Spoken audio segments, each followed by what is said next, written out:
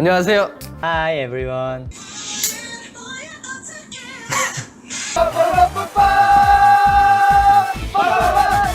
Hey guys, and welcome back to my channel. Today we are in a bit of a different setup, as you can obviously tell. We are actually in my living room looking at my K-pop bookcases, and that is because we are going to be doing a tour of my curated K-pop album collection. I call it curated not because I want to sound pompous or whatever, but because I actually put in quite a bit of thought into which albums I purchase and don't purchase. There's a few different reasons behind this. The first one being that albums take up a lot of space, and I am someone who anticipates that I'll be moving quite a bit in the next few years, so I don't want to be dragging around boxes full of albums with me from state to state or city to city. The second is that I only buy albums if I enjoyed both the music and the photos / concept / photo book. Sometimes I don't buy any versions of a comeback, sometimes I'll buy one version, and sometimes I buy multiple or all versions. The only exceptions to this are Blackpink, which I collect every Korean album release, Treasure, which I also do the same for, and then 17, which I collect 99% of all their albums. There are a few that I don't have that I'm planning on getting, which include the Love and Letter, Blue and Pink versions. I don't know that I want 17 Carat, which is their debut album, mostly because the physical design is not well made, it's very flimsy, and it actually doesn't even come with a photo book. So I'm not a huge fan, but it is their debut album and I do love the songs, so I might end up buying it if I find it for a good price. For most other groups, I tend to buy one version of the album if I don't collect them, and then for groups where I do collect, I just kind of factor in how much it would cost for me to buy the album and get cards and then trade for those cards versus me just buying the photo cards in general. It'll vary for each group, so it just really depends on that. Also, I know that the size of a collection varies for people. I like to think of my collection as pretty curated and modest, especially for the number of groups that I stan and collect for, but I know for many of you this might seem like a ginormous collection. Again, it all just depends on you, your budget, and the number of groups that you collect for. So yeah. Before we go any further, I'm going to do the disclaimer that every K-pop YouTuber has to do, which I honestly think is dumb, and it's the whole, I'm not rich, I bought these albums with my own money. I think it's stupid because, first off, some people are rich, and that's fine. You shouldn't shame them for being rich. And two, yes, some people do buy albums with their parents' money, and that's also just kind of the way it is. Nobody should have to feel bad for having money or not having money. But on that note, no, I am not rich, and yes, I did buy all these albums with my own money. I am an adult with a full-time job, and I do have an expendable income that I use towards buying K-pop things. So everything that you see on here on today's video was purchased with my own money, and that is that. So like I said, these shelves are in my living room, which is why you can see my living room couch to the left and then my window with plants to the right. We will start with this shelf on the far right. On top, I just have some items that need to be put away. And then this is my first shelf. So I've arranged this shelf by color. And on this top one, we have red and yellow albums. I'm just gonna go through each of them pretty quickly because I don't have that many. This is Day 6's Remember Us, Han Sung-woo's solo debut album, Fame, and this is the Woo version. Book of Us, The Demon by Day 6, which is one of my favorite albums of theirs. Red Velvet's The Red Summer, a few Stray Kids albums including I Am Who, Clay 2 Yellow Wood, and I Am You. I Am Who is probably one of my favorite albums by theirs because I think My Pace is a fantastic title track. Dumdy by Idol, Exodus by EXO, and I have Kyungsu's version because he's my bias, and then Sunrise by Day 6. This is a signed copy from M-Wave of Even of Day, which was a subunit with Youngtae, Wonpil, and Dowoon, and this is Gluon. This is shelf number 2 on this bookcase, and we actually start off with a non-album related item. This is Blackpink's Summer Diary in Seoul for 2020, and I put it here because the green does not match the black and pink aesthetic that I have for their section in my shelf. We have Oh My Girls Non-Stop. I have one of the versions, I don't know what it's called. This is TXT, The Dream Chapter Magic, which is one of my favorite K-pop albums of all time. I love every single song on here for the most part, and I think Runaway is the perfect comeback song. This is Golden Child's Golcha, which is their debut album. Red Velvet's The Reve Festival Finale. Day 6's Daydream. The blue version of BTS's You Never Walk Alone. The blue version of HYYH Part 2 from BTS. This is the Book of Us Glue-On, which is my personal copy. Here we have EXO's Coco Bop. Yua's Bon Voyage, which is her solo debut album. Oh My Girl's The Fifth Season. I think this is one of the prettiest albums in all of K-pop. The Book of Us Entropy by Day 6. I actually really love Day 6 and I listen to their music a lot. I just don't have a specific bias in the group and I don't collect them, so I don't talk about them a whole lot on my channel. This is the Han version of Han Sung-woo's Fame. I do have all 3 versions because he is my bias in Victon and he was my one pick in X1. This is Wood's Equal and it's the cosmic version. I have Promise Nine's My Little Society. Is this the Society version? Yes. And then Golden Child's second mini album, Miracle. And here is the final shelf of this bookcase. We start off with Oh My Girl's Secret Garden, and this is one of my favorite albums of theirs. I just think that the concept is so pretty, and the outfits are gorgeous. Then we have NCT Dream's Reload. I don't know which specific version that is. Oh My Girl's Remember Us. Idol's Dumdy. TXT, The Dream Chapter Eternity. Warning by Sunmi, and this is what it looks like. Idol's debut album, I Am. Victon's first single album, Time of Sorrow, and I love this track. BTS's HYYH Part 1. And then the pink version of their repackaged You Never Walk Alone. I actually like the concept of this album more than the blue version, but I think that the blue version is a little bit more iconic. BTS's Map of the Soul Persona. This was actually the first K-pop album that I ever bought, and I bought it in the spring of 2019 when it was released. I was in Target just shopping for groceries, and it was during my surgery rotation, so I was actually living away in a different state for that specific rotation.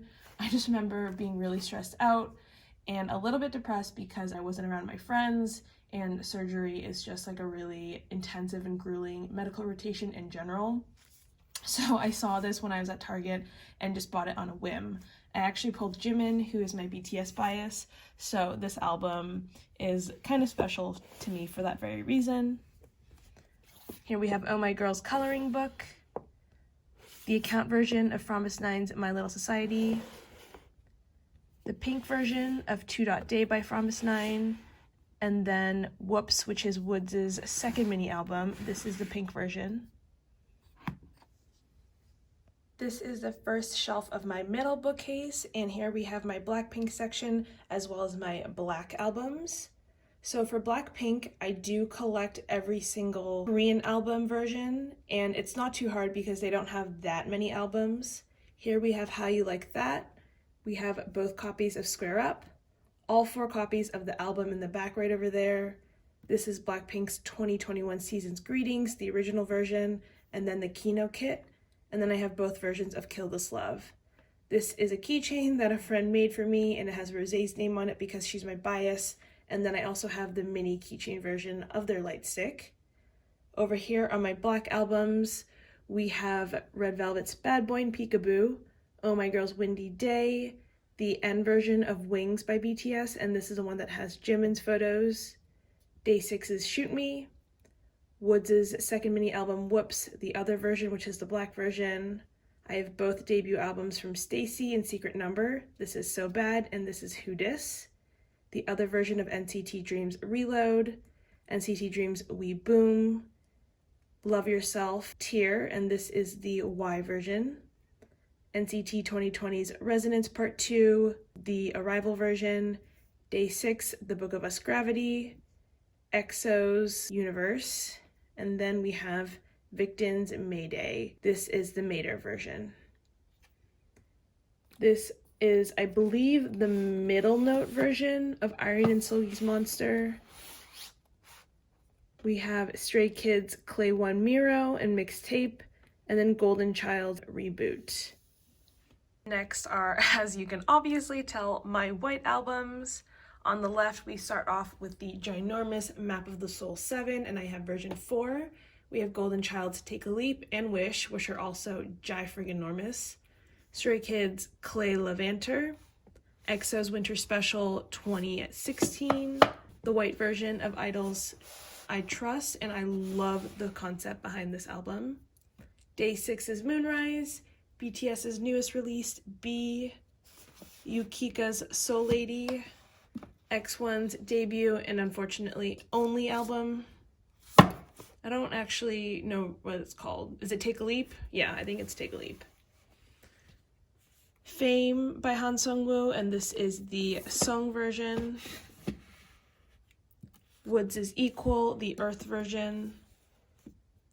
Victon's Mayday, this is the Vanessa version. And then Victon's From Victon, which is their 4th mini album.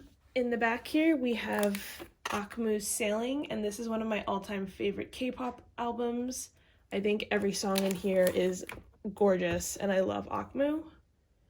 We have another version of Monster by Irene and Seulgi. I can't tell you if this is a top or bass note version, to be entirely honest. We Go Up by NCT Dream, Nature's Code M. I don't actually stan Nature, but I did love the title track Girls, as well as their B-side Die from this album, so I bought it because it was on super sale at K-Town For You. This is from .9, from Promise 9, and I think Love Bomb is one of their best title tracks to date. Another version of We Boom by NCT Dream, BTS's Love Yourself Answer, and Her. The other version of Resonance Part 2 by NCT 2020, this is the Departure version, and then EXO's repackage of Lotto. We have some fan goods here on the side, and I'll just kind of pull them out real quickly. This is a keychain, and it has the lyrics from Zero O'Clock by BTS, which is my emotional support song. The lyrics are, "And You Gonna Be Happy." I absolutely love Zero O'Clock. I think it's probably in one of my top 3 favorite BTS songs. And then this is a Jimin and Taehyung Soulmate pin.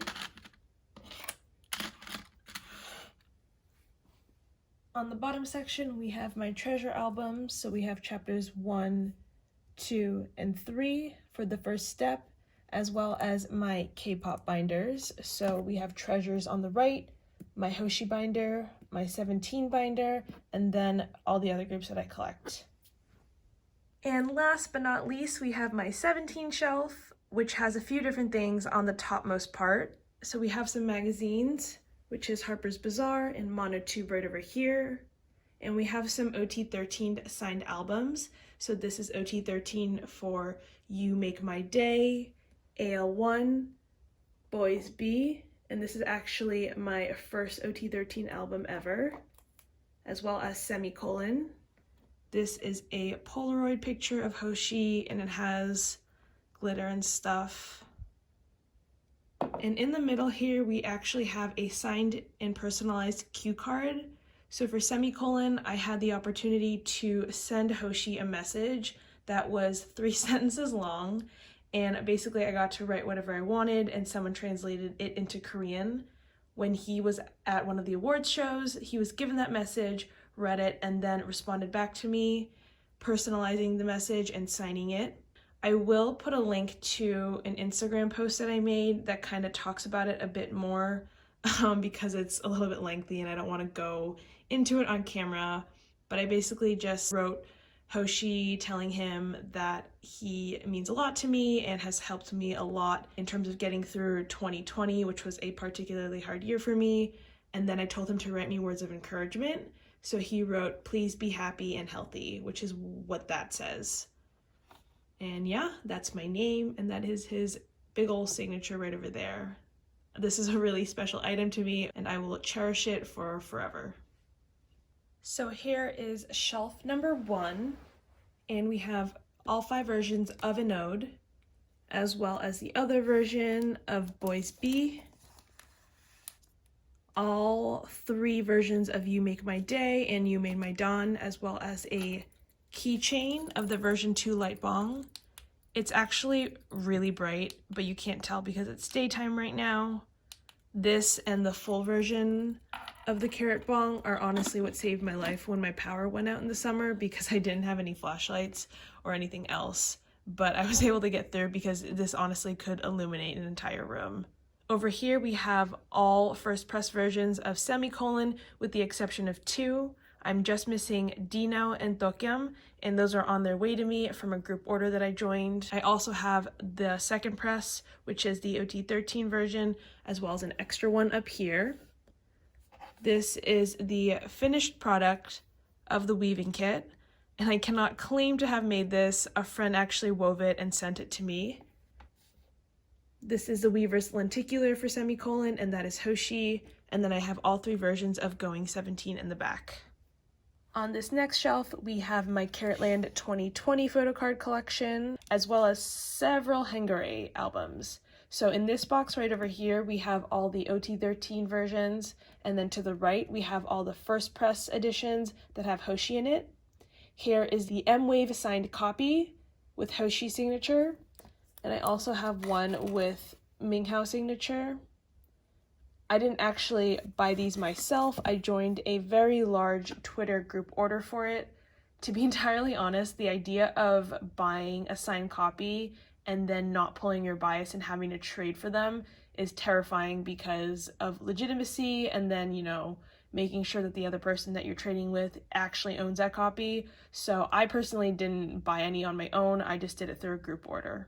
Here we have Hoshi's Teenage Sandy, version 2 of the Carrot Bong, all 3 copies of AL1, all 4 copies of Teenage, and then both copies of Director's Cut. This is a pin that was designed by a fan artist in Southeast Asia, and it has Touch, which is the name of Hoshi's Ideal Cut solo track. And here's the bottom shelf. So off to the left here, we have 17's Billboard feature, which is too big to go anywhere, so she is off to the side. We have their OTU concert memory book, both versions of the OT13 Harper's Bazaar magazine. This is an Elle Korea magazine, and maybe you're a little bit confused because it has Kai on the front, but I actually bought this because this was Hoshi's first solo feature in a magazine without any other group members. Let me flip to his section. This was Hoshi's first solo photo shoot with any magazine, and I think the photos in here are gorgeous. Also Hoshi with grayish, silver, purple, blue hair with such a look. Oh my goodness, stunning. This is 17's collab with Dispatch for their Daikon magazine, and it took place during the Ideal Cut era. Here we have 17 in Carrotland memory book for 2018 and 2019. Their 2021 season's greetings, as well as the Blu-ray version of OTU in Korea. I actually have the photo book for the normal DVD version as well inside of here. This is Ideal Cut in Seoul. This is a fan site photo book of Hoshi, and it has pictures from Hoshi's early days. So these are all fan site photos. Oh my goodness, look at him, baby Hosh.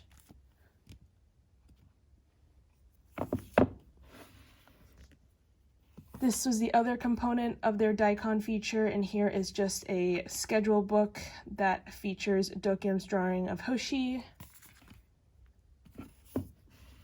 Here is the photo book from OTU in Japan. And then we have their behind the scenes of their music video filming for Good to Me. So that's what that looks like. Over here we have the Japanese albums. So I don't know that I'm gonna go specifically through each one, but we have Happy Ending, 24H, Fallen Flower, the jewel case versions of those albums, and then more We Make You, Happy Ending, Fallen Flower, and 24H. I'm still missing a few that are currently in the Neokia warehouse in Japan.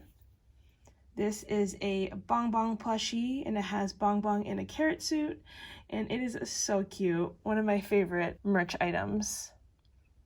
This is a collection of various keychains, both official and fan-made.